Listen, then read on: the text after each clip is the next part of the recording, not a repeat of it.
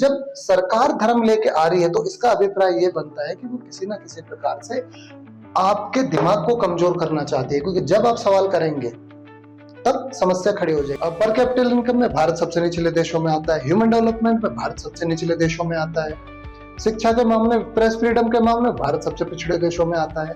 आपकी आंखें खुल जाएंगी कि आपको क्या दिया जा रहा है। अशिक्षित समाज रहेगा तो अशिक्षित समाज कभी विकास नहीं कर सकता।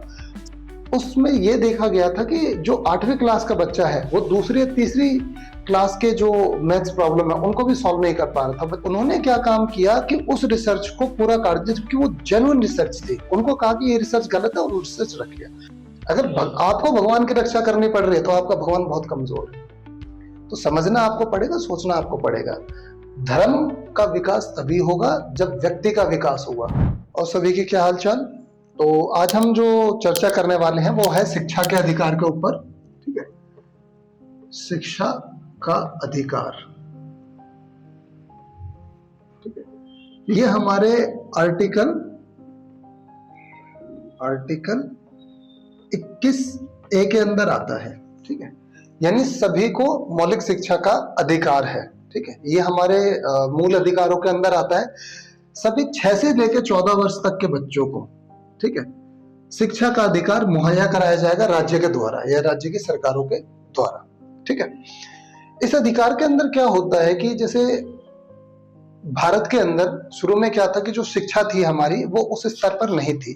तो भारत की सरकार ने इस अधिकार को लाने के लिए 86वें संशोधन में, ठीक है, 86वां संशोधन किया जो कि सन 2002 के अंदर में था।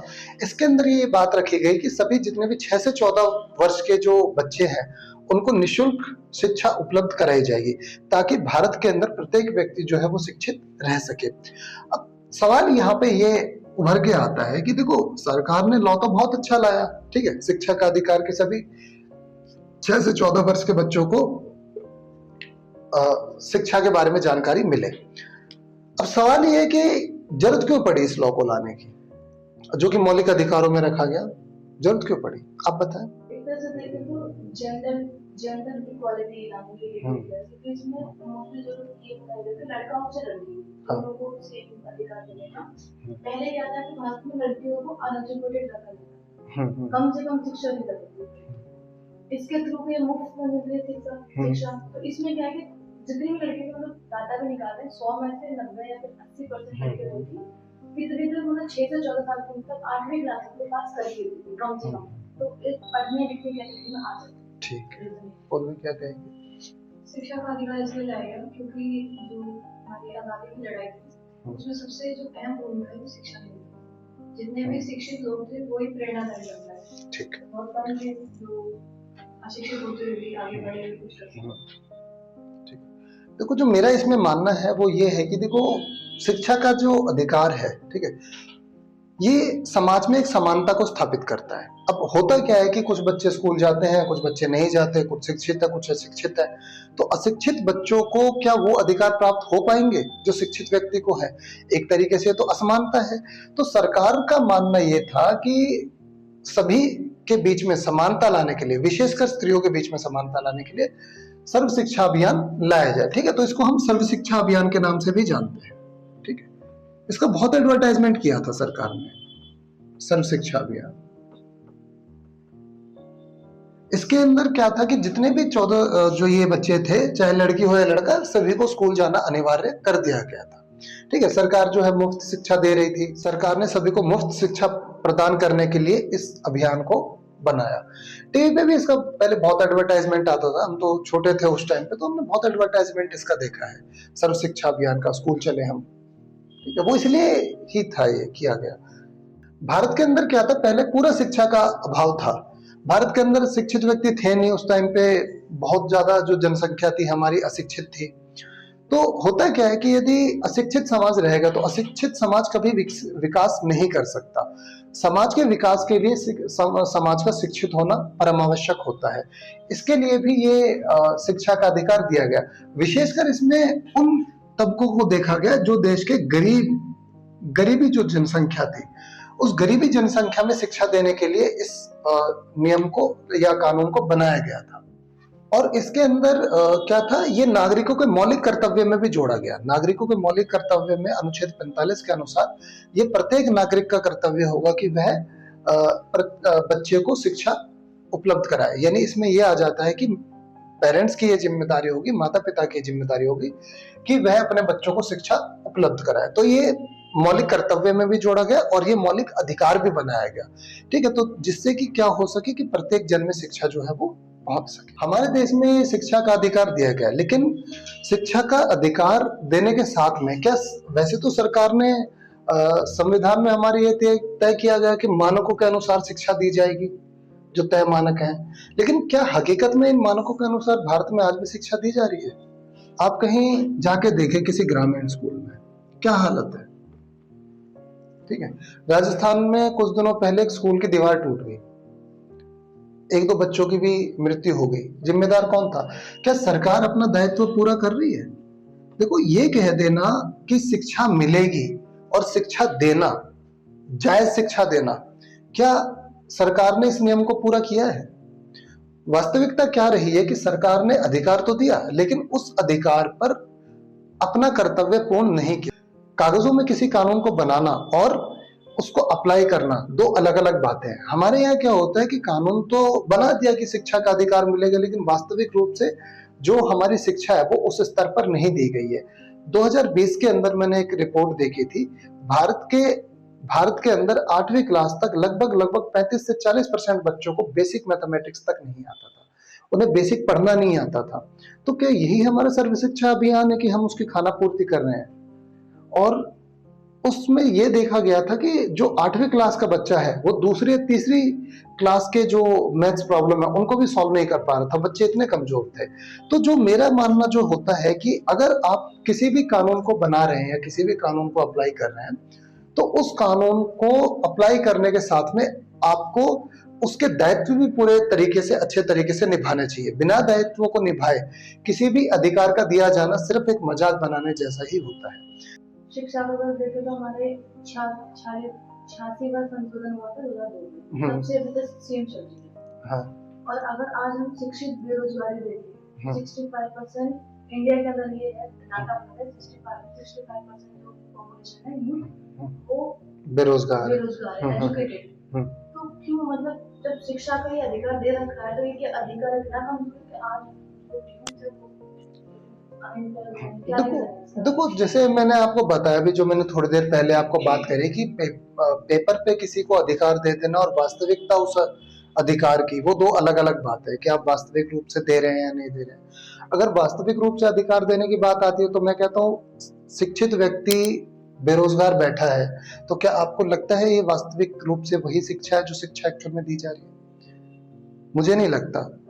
देखो, यहाँ पे क्या क्या गया है आज के टाइम पे, जैसे मैंने आपको पहले भी कभी बताया होगा, आज के टाइम पे एआई का जमाना आ चुका है ना, आर्टिफिशियल इंटेलिजेंस है, कितनी दुनिया आगे बढ़ चुकी है। लेकिन आप चलो पहला तो फिर भी बहुत छोटा स्तर हो जाता है। मैं आपको कहता हूँ, आप 6ठी से लेके 12वीं तक का हमारा सिलेबस उठा के देख लो और फिर कॉलेज का कोई भी सिलेबस आप उठा के देख लो किसी भी स्ट्रीम का, आपको पता चलेगा कि 20 साल पुरानी स्ट्रीम आज पढ़ाई जा रही है, 20 साल पुरानी एजुकेशन आपको दी जा रही है। तो जो वो 20 साल पुरानी एजुकेशन है जो आपको आज मिल रही है, क्या वो आप एआई के उसमें आप compete कर पाओगे उससे? अब एग्जांपल के तौर पे यही चीज यूएसए या जो चाइना है, ठीक है, वो वर्ल्ड पावर बनने में आ रहे हैं, ठीक है, और हम यहाँ पे आज भी 20 साल पुराना सिलेबस पढ़ रहे हैं। मैं आज भी जो पढ़ाता हूँ, आज भी हमने जो 10 से 12 साल पहले जो हमने 12th के अंदर पढ़ा था, सेम वही सिलेबस हम आज पढ़ रहे हैं। तो अगर हमारा सिलेबस सेम है, पुराना सिलेबस है, तो हम टेक्नोलॉजिकली किसी भी तरीके से एडवांस कैसे होंगे? अब अगर जब हमारे पास अच्छा सिलेबस नहीं है, हमारे पास अच्छी टेक्नोलॉजी का हम इस्तेमाल नहीं कर रहे हैं, ओल्ड सिलेबस पढ़ा रहे हैं, टीचरों के पास रिसर्च करने की कैपेसिटी ही नहीं है, वो रिसर्च करते ही नहीं है, तो मुझे बताए कैसे हमारा एजुकेशन सिस्टम डेवलप होगा? वो बेरोजगारी तो जनरेट करेगा, सिंपल सी बात है। ऐसे सिस्टम हमेशा बेरोजगारी जनरेट करते हैं। जहां पर आपको पुरानी चीजें बताई जाती हो, पुरानी चीजें पढ़ाई जाती हो, सब कुछ पुराना दिया जाता हो, तो वहां पे बेरोजगारी नहीं बढ़ेगी तो क्या पड़ेगा? आज भारत के यूथ को देखें आप, वो कहता है सब कुछ हमारे ग्रंथों में लिखा हुआ, तो ढूंढ लो ग्रंथों में जाके। आप ढूंढे ग्रंथों में, सब कुछ मिल जाएगा आपको, कर लो यही से कंप्लीट ग्रंथों को ले जाके। जब तक आप बेहतर टेक्नोलॉजी नहीं बनाओगे, जब तक आप बेहतर अपने आप को नहीं बनाओगे, तब तक आप इनसे compete नहीं कर सकते। भारत क्यों पिछड़ रहा है आज के समय में? हर चीज में देखो, आप किसी भी डाटा को उठा के देख लो। पर कैपिटल इनकम में भारत सबसे निचले देशों में आता है, ह्यूमन डेवलपमेंट में भारत सबसे निचले देशों में आता है, शिक्षा के मामले में, प्रेस फ्रीडम के मामले में भारत सबसे पिछड़े देशों में आता है। कारण क्या है इसका? क्योंकि हम ग्रंथों में फंसे पड़े हैं, ग्रंथ को सही जगह हम अप्लाई नहीं करते। समस्या यहाँ पे है सारी। हमने क्या है, हमने ये दिमाग में लगा लिया कि कोई भी शिक्षा जितनी पुरानी होगी वो उतनी ज्यादा बेहतर होगी। मैं मानता हूँ ऐसा कुछ नहीं होता। अगर कोई शिक्षा पुरानी है तो इसका मतलब ये नहीं है कि वो आगे आपको डेवलपमेंट दे देगी। अगर शिक्षा पुरानी है तो वो पुराने स्तर पे आपको बात करेगी ना। हमेशा रिसर्च किया जाता है। भारत के अंदर आप रिसर्च देख लो। एक मैं आपको बताता हूँ, हमारे मित्र साहब हैं, भारत की सबसे टॉप यूनिवर्सिटी की मैं आपको बात बता रहा हूँ। मैं उस इंस्टीट्यूट का नाम नहीं लेना चाहता, अदर देन मेरे हिसाब से कुछ इंस्टीट्यूट की रेपो ही गिरेगी। वो भारत के सबसे रिनाउंड इंस्टीट्यूट्स में। एक हमारे दोस्त है वहाँ पे, पीएचडी स्कॉलर है, उन्होंने अपनी रिसर्च लिखी, रिसर्च पेपर लिखा पीएचडी पे। तो उन्होंने जो अपनी रिसर्च दी उनको, प्रोफेसर को, जो उनके सुपरवाइजर थे, उन्होंने क्या काम किया कि उस रिसर्च को पूरा काट दिया, जबकि वो जेन्युइन रिसर्च थी। उनको कहा कि ये रिसर्च गलत है और रिसर्च रख लिया। उस रिसर्च को क्या काम करा, उन्होंने अपनी बेटी के नाम पर पब्लिश करा दिया। उनको बोला गया कि आप दोबारा से रिसर्च करें, और जो वो रिसर्च लेके आए तो वो थी अगेंस्ट द गवर्नमेंट। थोड़ा सा रिसर्च अगेंस्ट द गवर्नमेंट थी। तो प्रोफेसर ने ये बात बोली कि आप थोड़ा अपने शब्दों को सही करें। अब उन्होंने कहा कि अगर मैं अपने शब्दों को सही करता हूं तो इसका अभिप्राय तो ये है कि मेरी पूरी रिसर्च का एसेंस खत्म हो जाएगा। अगर मेरी एसेंस उसका खत्म हो जा रहा है तो फिर उस रिसर्च को करने का फायदा क्या है? उन्होंने 4 साल रिसर्च करी थी उस टॉपिक पर, और जो उन्होंने कंक्लूजन निकाला, उस कंक्लूजन में ये बात आई थी कि भारत पिछड़ क्यों रहा है। तो उन्होंने शिक्षा के ऊपर ही बात लिखी थी। वो रिसर्च, उनका पेपर मैंने पढ़ा भी था, जबकि उस पेपर को पूरा हटवा दिया गया ड्यू टू गवर्नमेंट पेपर। ये हमारे देश के अंदर परिस्थितियां हैं। अगर भारत को अगर विकसित करना है किसी भी प्रकार से, तो वो पुराने ग्रंथों से या पुरानी चीजों से नहीं होगा। हम आज भी उन चीजों के पीछे पड़े हुए हैं जो चीजें वर्थलेस है।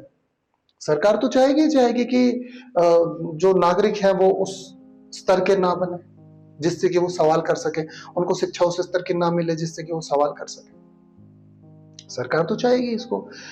वो तो यही कहेगी ना कि तुम जय श्री राम बोलते रहो। वो तो यही चाहेगी आप जय श्री राम बोलते रहो। वो क्यों कहेगी आपसे कि सवाल करें? क्योंकि सवाल करने से उनको काम करना पड़ेगा, लेकिन जय श्री राम बुलवाने से उन्हें काम नहीं करना पड़ रहा।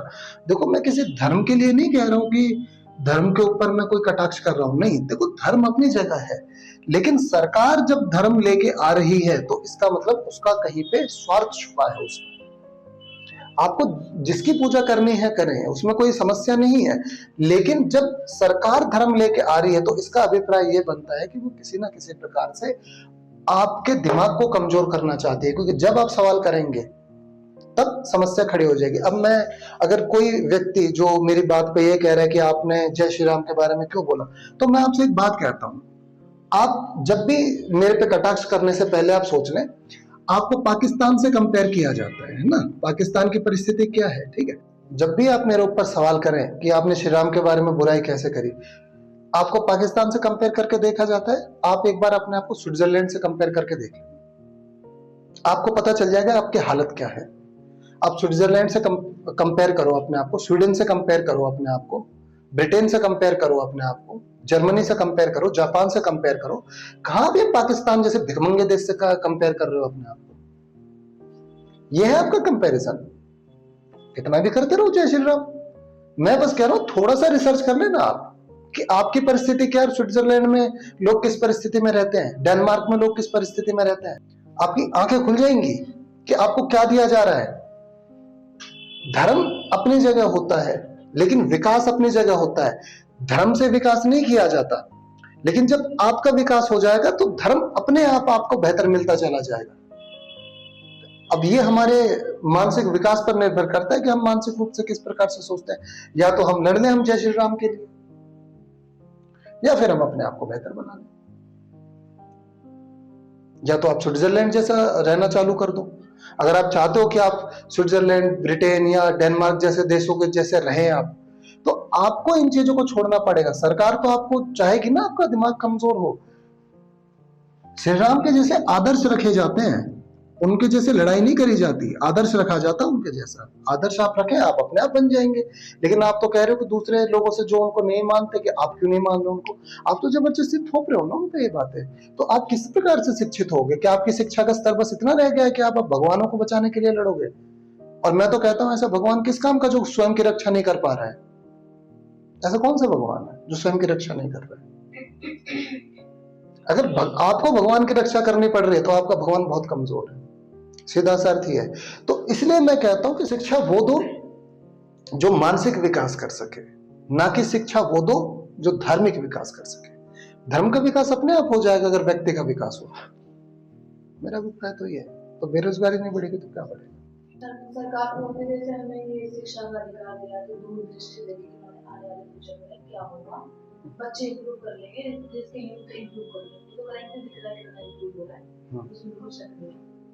पर जैसे टेक्नोलॉजी के अगर मामले में देखें तो गवर्नमेंट को दिखता नहीं है कि आने वाले फ्यूचर में जब दूसरा देश टेक्नोलॉजी चेंज कर रहा है, भारत टेक्नोलॉजी चेंज करने के रिक्वायरमेंट तो हमें बजट कहाँ से यूज, क्या वो देख के अमेरिका करती है? भारत सरकार ने बजट कम कर दिया है, रिसर्च पे बजट कम हुआ है, मैं आपको बता देता हूँ ऑलरेडी। हाँ, या फिर जो ना यूथ को तुम दिखा रहे हो तुम्हारा फ्यूचर करियर बनेगा शिक्षा में, लेकिन तुम खुद ही दूरदृष्टि ना लिए जा रहा, छोटे दृष्टि रखते हुए कहने के तो हम देश भारत को आगे बढ़ा देंगे। एआई या टेक्नोलॉजी के मामले में दूरदृष्टि पीछे ये भी जानबूझकर करते हैं। देखो, जैसे मैंने अभी आपको बताया थोड़ी देर पहले कि देखो सरकार क्या चाहेगी, सरकार चाहेगी लोग गरीब रहें, बेरोजगार रहें, तभी तो सरकार बेहतर बनेगी, है ना। देखो, सरकार को चलाने के लिए नागरिकों को गरीब रखना थोड़ा आवश्यक होता है, ठीक है। आप कहीं जैसे स्विट्जरलैंड की मैंने अभी आपको बात बताई, ठीक है, हमें जिंदगी भर जो कंपेयर किया गया पाकिस्तान से किया गया, राजनीति स्विट्जरलैंड में भी होती है, ठीक है, ऐसा नहीं है, लेकिन वहां पे ऐसी राजनीति नहीं होती जिस प्रकार की हमारे यहाँ पे राजनीति होती है। मैंने आपको बिहार का कंपैरिजन करके बताया था एक यूरोपीय देश के साथ में, है ना। 10 गुना से भी ज्यादा कम इनकम है हमारी उनसे, 10 गुना, 1000% से ज्यादा कम इनकम है। सोचने समझने की बात है। बिहार उस देश के बराबर है पूरा, मेरे दिमाग से देश का नाम निकल गया, शायद आयरलैंड है मे बी। तो उस देश की जो जनसंख्या है वो हमारी जनसंख्या से कम है, लेकिन उनका डेवलपमेंट हमारे से 10 गुना ज्यादा है, हमारे से बेटर लाइफस्टाइल जी रहे हैं। हमारे यहाँ क्या हो रहा है? क्या सरकारें हमारी काम नहीं कर सकती? हमारी सरकार किस पे लड़वा रही है? जाति पे लड़वा रही है। तो जब जाति पे जब तक लोग लड़ते रहेंगे तब तक आप किस प्रकार से अपने आप को टेक्नोलॉजिकल आगे बढ़ाओगे? क्योंकि आपको अपने आप को बढ़ाने के लिए टेक्नोलॉजी चाहिए, अच्छा एजुकेशन सिस्टम चाहिए, अच्छा सिस्टम चाहिए, लेकिन वो तो कह रहे हैं कि किस जात का वो किया है हमारे उसमें, हमारी जात को बुरा बोल दिया, हमारी कास्ट को ये कह दिया। मैंने आपको एक एग्जांपल दिया भी था ना पहले कि 10 करोड़ निम्न जात के लोग और 5 करोड़ उच्च जात के लोग हैं, है ना। तो जब ये लोग क्या काम करेंगे? अगर इनको ये डेवलपमेंट प्रोवाइड कर रहे हैं तो कोई ना कोई तो बिजनेस लेके ये आएंगे ना यहाँ पे। क्या ये 5 करोड़ का डेवलपमेंट और नहीं होगा? लेकिन हम इन 10 करोड़ को अगर अनडेवलप रख देंगे तो हम तो और ज्यादा कमजोर हो जाएंगे, क्योंकि हमारे आधा से ज्यादा पॉपुलेशन तो नीचे गिरा हुआ है। तो ये परिस्थितियां होती है। तो अगर यूथ को अगर अपना विकास करना है तो यूथ को अपने सवाल खड़े करने पड़ेंगे, जागना पड़ेगा यूथ को। जब तक यूथ जागेगा नहीं, सवाल नहीं करेगा, तब तक कोई फायदा नहीं है। आप कितने जय श्री राम के नारे लगाते रहो, आप कितने भी नारे तक भी अल्लाह अकबर करते रहो, कोई फर्क नहीं पड़ता उस बात से। ये सब ढकोसले है, ये आपको धर्म में फंसाने की साजिश है, उससे ज्यादा कुछ नहीं है। अगर आपको धर्म में फंस के रहना, फंसे रहिए। विकास किस बिहाफ पे मांग रहे हो आप? फिर ये मत बोलिए कि आपके बच्चों को कुछ नहीं मिला है, आपके बच्चे बेरोजगार घूम रहे हैं, आपकी जनरेशन बेकार घूम रही है, उनके पास कुछ नहीं है। आप अगर सिचुएशन को खराब करोगे तो आपकी भी तो जनरेशन को सिचुएशन खराब मिलेगी। तो समझना आपको पड़ेगा, सोचना आपको पड़ेगा। धर्म का विकास तभी होगा जब व्यक्ति का विकास होगा। और अगर आप व्यक्ति का विकास छोड़ के पहले धर्म का विकास करना चाहते हैं तो रहो बेरोजगारी में, गरीबी में, तंगहाली में, फिर कोई मनाही थोड़ी।